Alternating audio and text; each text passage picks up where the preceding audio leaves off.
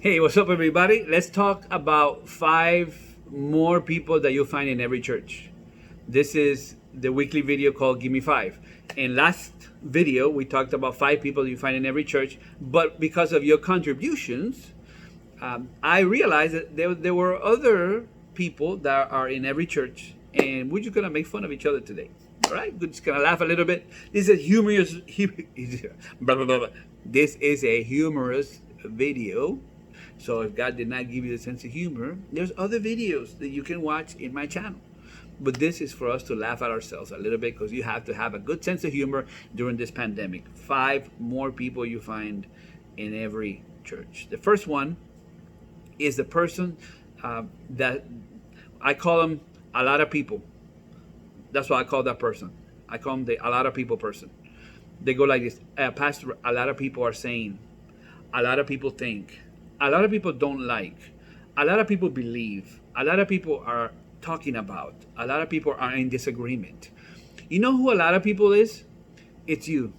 You are a lot of people. You and two other friends. Have you taken a survey? Have you done a scientific study? Have you interviewed every single person of your church individually?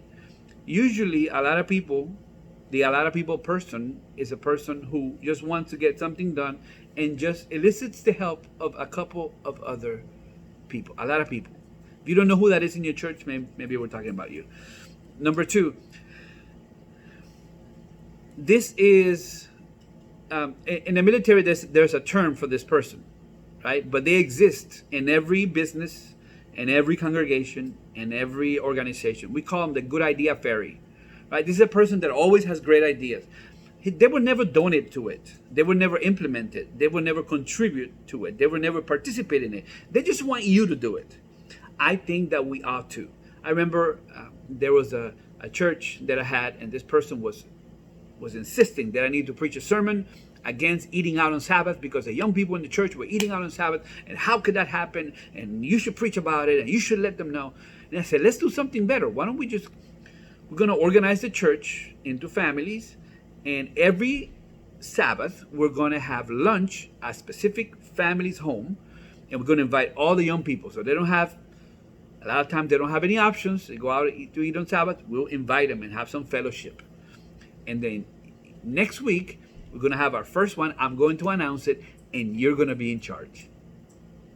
And I was like, all of a sudden, I think he had like a stroke or something. No, I was just saying, let's not be good idea fairies. All right? The pastor already is overwhelmed with stuff. Let's not bring any more ideas. Let's try to be good at the stuff that we already have.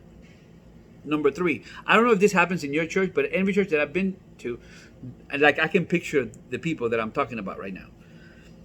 We call it the people that bring stuff to church that nobody asked them to bring. Right? There was one guy that brought a lot of rotten wood and put it outside because pathfinders needed wood for their campfires. Nobody asked him to do it. There was a rotten deck that somebody was throwing away, and he said, no, dump it in my church. People that bring their cars, and can I park it here for like 2 days? 5 months later, there's grass growing around the car that they parked there. People that bring stuff from their house that they want to throw away, they say, I'm going to donate something nice. It's trash. Don't bring stuff to church nobody's asking for, especially if you're renting one.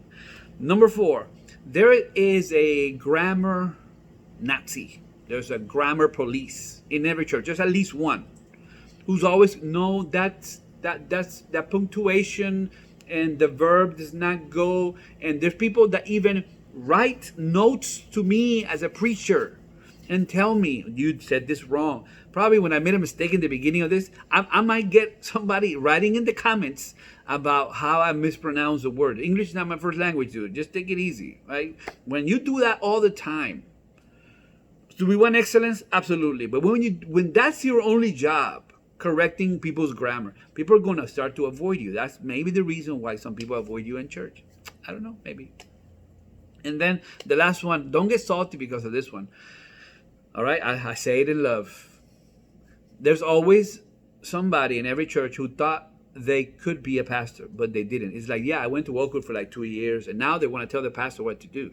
No, yeah, I could have if I wanted to. I should have, but I didn't. I just decided, I got, life got busy, and I got my business, but I could have been a good pastor.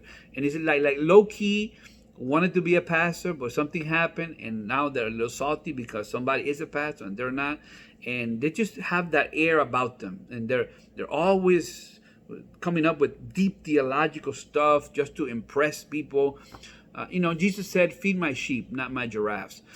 We want to don't make the gospel simplistic, but we do want to make the gospel simple so people can understand. Right? If this video was good for you, give me some other fives that that you see in your church. Share it, subscribe, and thank you for watching. We appreciate it. This was Give Me Five.